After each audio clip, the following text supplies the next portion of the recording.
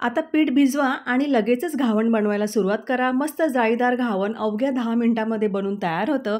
तर सकाळच्या ब्रेकफास्टची चिंता किंवा टिफिनची चिंता आता सोडून द्या आणि मस्त असं घावण बनवून सकाळी टिफिनला किंवा नाश्त्याला द्या।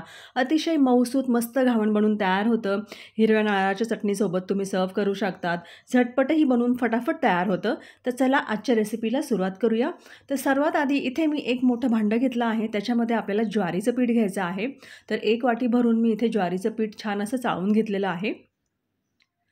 आता ह्या रेसिपीमध्ये एक्स्ट्रा तुम्हाला काहीच टाकायची गरज नाही आहे, फक्त पीठ, मीठ आणि पाणी मस्त मिक्स केलं की लगेचच आपण घावण बनवायला सुरू करू शकतो। तर 1 ग्लास पाणी घेतलं होतं।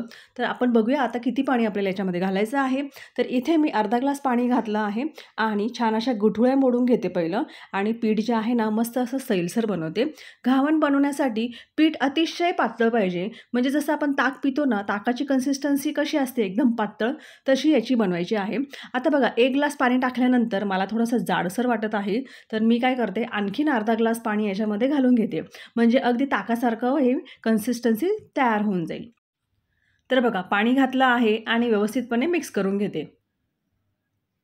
बस पीठ आपलं बनून तयार झालेलं आहे। याच्यामध्ये आता मी घालते मीठ, तर अर्धा चमचा भरून मीठ घालायचं। मीठ घातल्यानंतर परत छान त्याला असं मिक्स करून घ्यायचं, म्हणजे मीठ छान असं त्याच्यामध्ये विरघळेल।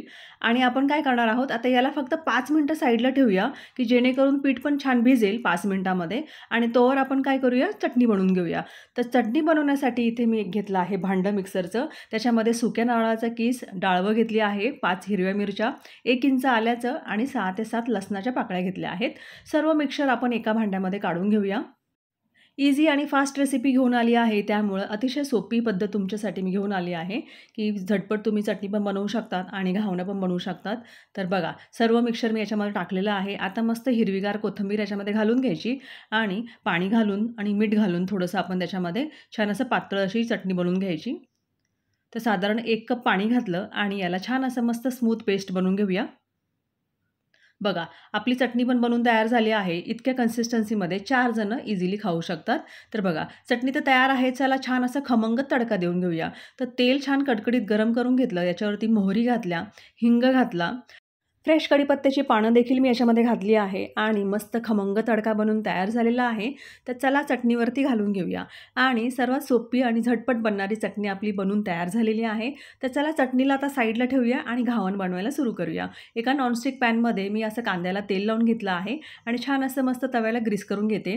घावण बनवायला बिलकुल पण जास्त तेलाचा वापर करायची गरज पडत नाही आणि मस्त असं पातळ बॅटर आपण जे केलेलं आहे ते असं घालून घ्यायचं। सुरुवातीला अशी किनाऱ्याच्या बाजू जी आहे ना त्याला घालून घ्यायचं आणि मग मध्ये-मध्ये घालायचं आणि तुम्ही बघू शकतात मस्त जाळी या घावणाला आलेली आहे। मैत्रिणींनो अतिशय सोपी पद्धत आहे, झटपट सकाळच्या घाईमध्ये हे घावण बनवून तयार होतं आणि सर्वात मुळात म्हणजे पातळ असल्यामुळे शिजायला पण जास्त वेळ लागत नाही। तुम्ही बघू शकतात 1.5 मिनिटामध्येच हे मस्त शिजून तयार झालेलं आहे। आता हे ज्वारीच्या पिठापासून बनलं आहे ना, तर थोडासा कलर याचा बघा क्रीम कलर आला आहे, ऑफ व्हाईट कलर आला आहे। आणि जर तुम्हाला तांदळापासून बनवायचं असेल ना, तर सेम प्रोसिजर आहे, फक्त तुम्हाला ज्वारीच्या ऐवजी तांदळाचं पीठ वापरायचं आहे आणि तांदळाचे घावण अतिशय पांढरे शुभ्र मस्त दिसतात। तर नक्कीच तुम्ही ट्राय करा। आता बघा 2 ते 3 मिनिटांमध्ये एक घावण मस्त बनवून तयार झालेलं आहे। अतिशय जाळी याला आली आहे आणि मस्त सॉफ्ट पण बनवून तयार झालं आहे। तर चला आणखीन एक तुम्हाला मी बनवून दाखवते। तर सेम मी थोडंसं तेल घेतलं, तव्याला छान असं ग्रीस करून घेतलं आणि पहिलं किनाऱ्याच्या बाजूनी घालायचं पीठ आणि मग मध्ये घालायचं आणि तुम्ही बघू शकतात मस्त जाळीदार घावण बनवून तयार होतं।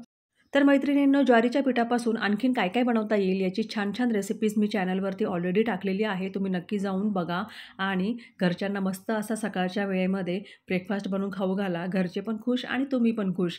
आणि रेसिपी जर आवडली असेल मैत्रिणींनो तर प्लीज चॅनलला लाईक, शेअर, सबस्क्राईब करायला मात्र विसरू नका। कमेंट करून नक्की कळवा की आजचा ज्वारीचा जो पदार्थ आपण बनवला तो तुम्हाला कसा वाटला, मला नक्की कमेंट करून कळवा। तर भेटूया अशा मस्त आणि इझी फास्ट रेसिपीमध्ये पुढच्या रेसिपीमध्ये। तोपर्यंत रेसिपी ट्राय करा आणि घरच्यांना पण बनवून खाऊ घाला। आपली आणि आपल्या परिवाराची पूर्णपणे काळजी घ्या। Bye bye.